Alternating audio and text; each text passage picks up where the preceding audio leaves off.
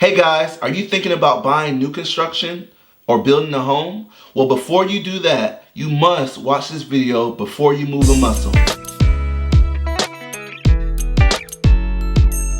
Hey guys, it's Cameron Flemming with the Flemming team, and you're tuned in to our real estate channel where we talk tips, tricks, and strategies to best help you be prepared for today's real estate market. Now, if it's your first time tuning into our channel, please smash that subscribe button so you don't miss any of our content designed to help you be more prepared for today's market. Alright guys, so in today's video, we're going to be talking new construction. Now, there's two main different new constructions that we look at when we're looking at purchasing a home. One is going to be a larger builder that's building multiple homes in a single neighborhood, and they might build in neighborhoods all around the area. Now, the other type is going to be a smaller builder that you buy the land and they're going to build a custom home, one single custom home on the land that you purchase. For today's video, we're going to be talking mostly about those new construction builders that are larger, building in neighborhoods, the ones that have model homes that you can walk in and kind of view what they have. They have spec homes and things like that. And when I say a spec home, I mean a home that's already built and ready for you to go, but it is a new home. That's what we're going to be taking a look at in this video today. Now, if you'd like for me to do a video about custom built homes, I can certainly do that, but I'd like for you to drop a comment in the comment box below and tell us that you guys want that content, and we'll be sure to provide it. Alright, so let's get into the first tip that I have for you when it comes to buying new construction. And this is the absolute #1 tip that you guys have to know when it comes to purchasing new construction. And that is, guys, you have to have your own real estate agent. You have to hire a real estate agent to represent your best interests. I know this can be confusing because as you go and you're traveling around and you're looking at new construction homes, there's what's called a new home specialist inside that new construction home, and they're a licensed real estate agent, and they can answer the questions that you need to purchase the home. Now, here's the thing though. As a licensed professional real estate agent, we have to work for someone in the transaction. And in this particular instance, that new home specialist or that on-site agent, they work for the builder. They have a legal fiduciary responsibility to do what's best for the builder, to only be thinking about the builder. So sure, can they answer your questions? But those questions are going to be skewed. Those answers are going to be skewed in the direction of the builder. So to put this in perspective, think about trying to go through a divorce and using your spouse's divorce attorney. That's what I like, using the builder as really not even your representation, because they have to get you to sign something that says, hey, I'm not representing you, you're representing yourself. And you don't want that. So my first recommendation for you guys is you have to get yourself a real estate agent even before you start going to look at homes, model homes. Now, I get it, sometimes that's not always the case. So even if you've already started looking at model homes, really consider reaching out to a real estate agent to represent your best interests. Now, having an agent during the transaction is important, but it becomes even more important after the transaction. If you have problems or discrepancies with the builders that you want them to fix and you're dissatisfied, and you weren't represented by the agent, you have no one that's going to continue working on your behalf to get things corrected. Think of it from the builder's perspective. If you're a dissatisfied client, sure, you may be upset, you may even write a review or something like that, but you are only one client, and if you're dissatisfied now, chances are you're not going to be buying another house with this builder. But if you're represented by a well-known agent in the community that does a lot of business, these builders do not want these agents to be dissatisfied with the service that they provided to their client, because what they know is that agent has many more clients coming right behind you, that if they don't give that agent a good experience on your behalf, then that agent is then going to share that experience with the rest of his client, right? So we're just looking at this thing from a business perspective. It's important for you to have an agent during the transaction, but it's even more important after things are closed and the dust settles for you to have an agent that can continue to work on your behalf if there's any discrepancies between you and the builder. All right, guys, so next, let's talk about the cost of new construction. So we've all ridden by new construction signs where they say prices starting in the high 200s or prices starting in the low 300s. And then when we get inside to talk to the model home or when we look at prices in the area, all the homes are well above that price. Well, that's because the home that they're talking about is the lowest cost home with absolutely none of the upgrades. And what we find is no one wants the lowest cost home with no upgrades. And even in a lot of those instances, after they've been building a while in the neighborhood, even that lowest cost home, the price of it rises. So when you're looking at signs, just know there's a likelihood that that price that you see on that sign, homes in that neighborhood are going to be, priced well above what you see on that sign. All right, so now let's talk a little bit about what drives that base price up.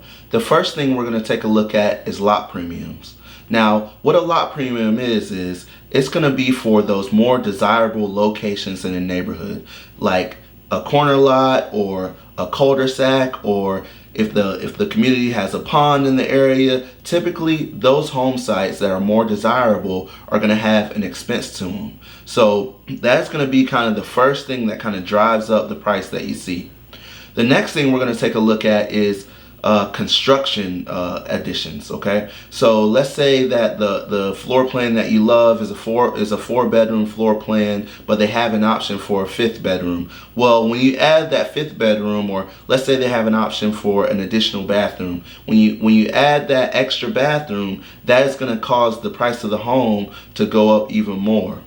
And the third thing that we're going to take a look at is going to be design center costs, so cosmetic costs, right? So when you get in the home, this is one place where you really got to be careful, because most builders have what they call a design center, right? And there are going to be a ton of options that you can choose for your home. The only problem is this can really drive up the price of the home. So what I typically tell my clients is you want to set a budget for that design center trip and stick within it.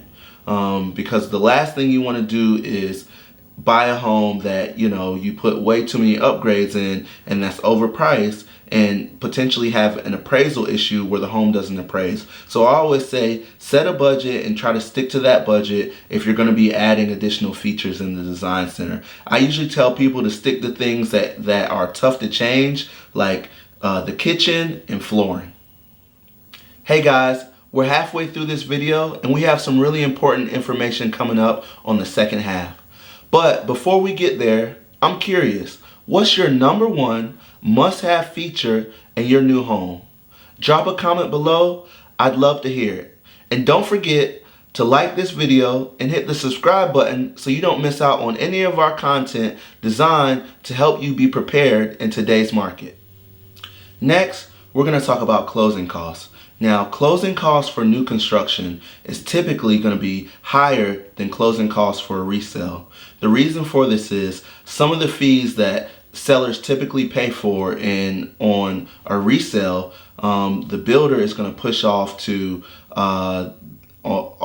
the consumer. So basically, like deed stamps and things of that nature, the builder is going to have the buyer pay those fees. Now, this is something that you just can't get around, but it's important to just know that your closing costs may be significantly higher on new construction than a resale. Now, don't let that deter you from buying new construction, because in most instances, what you'll find is that builder is going to offer a rebate for some of those closing costs if you use their preferred lender. Now, the only thing I want to make sure that you guys understand is if we do decide to use that preferred lender, we want to make sure that we do our due diligence. We don't want an instance where the lender is giving us that credit for those closing costs. But in order to do that, he's jacking up your interest rate, right? He's giving you an unfair interest rate in order to give you that piece of the closing costs. Most lenders can give you credit for some of those closing costs. So let's make sure to do our due diligence when it comes to understanding those particular loan terms. If you need recommendations from maybe other lenders that can keep that interest rate down low, but still get you some of those closing costs covered, let us know, and I can definitely offer you a recommendation for those lenders. But the main thing to really think about here is, closing costs are going to be a little bit higher on new construction. The builder is going to offer a rebate for those closing costs, but you want to make sure that you're not paying too much in interest rate to get that rebate. And that's something, we help a lot of people. I can certainly help you to try to gain insight and understanding when it comes to that, to make sure that you don't overpay on something that you weren't even thinking about. All right, guys, so next, let's talk about inspections on new construction. So the site agent will tell you that because the county comes out and they check out the house and you have that 1-year warranty on the home, that you don't need to spend money on inspections. But remember, the site agent works for the builder and has a fiduciary responsibility to tell you what's best for the builder. I absolutely recommend that you get inspections on the home. I've helped loads of people purchase new construction homes, and sometimes, just like any home, you don't find much, but sometimes you find some major things that you absolutely want to get addressed before you move into the home. And it's a lot easier to get things addressed before you move into the home than after you've been living in the home for a while. The builder is at his most intent to get things accomplished for you before you move in on the home. After you close in on the home and he gets the money, I'm not saying that builders aren't good about coming out, but they have more intent to do things and do them right before you purchase a home. So I absolutely recommend that you get an inspection on new construction. If you need recommendations for inspectors, I can definitely help you out. There's 2 spaces in new construction that I probably recommend that you get an inspection. That first space is going to be before the pre-drywall meeting, and so at this time you will be able to the inspector will be able to look at the home, without the drywall up, and kind of look behind the walls and make sure nothing's awry there. And then secondly, we recommend the inspector come back out right before closing just to make sure everything is tied up and buttoned up when it comes to all the major systems and functions of the home. So those are the 2 times that we recommend inspections on your new construction. And again, I do highly recommend this. I've had countless times where we caught some things that, hey, these builders, obviously they want to build a good product, but a home is a man-made thing and they're building lots of homes. So we want to make sure your home is built right. Now we're going to talk about construction time expectations. So the builder may tell you, hey, we can get this home done in 4 to 6 months. Now, one thing to remember is this is an estimate, and they cannot guarantee. As a matter of fact, they make you sign something in the contract that says that they cannot guarantee that your home will be completed in 4 to 6 months. Now, obviously, the builder wants to get your home done as quickly as possible, because once they get it done, that's when they get paid. But there are certain things that are outside of the builder's control, like weather or material backlog, or even getting the trades out there to do things, or even making sure the trades come back to do things right? So the builder, he's overseeing the trades do the work. The trades don't actually work for the builder. They work for themselves, and the builder oversees those trades.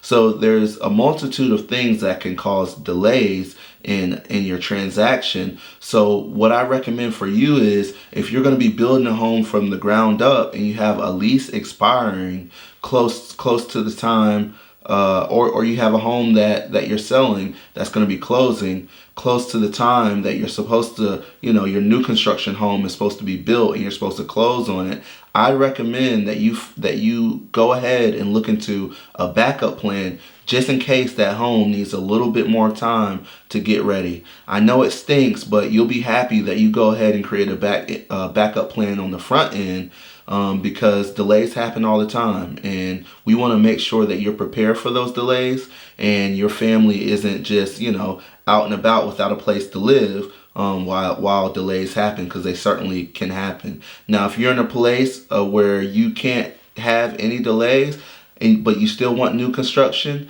I recommend taking a look at maybe some inventory homes that are already built or close to being built. That way you can be sure that those homes will be ready on time for you to move in the timeline that's best for your family. All right, guys. I hope this information was informative to you. If it was, please let us know down in the comments, and also let us know what else you'd like us to talk about. We're here for you guys, and we want to make sure that we're providing content that's relevant for the things that you want to know. Again, please hit the like button and subscribe to our channel so that you don't miss anything that will help you be more prepared to purchase a home or sell a home in today's market. Thanks.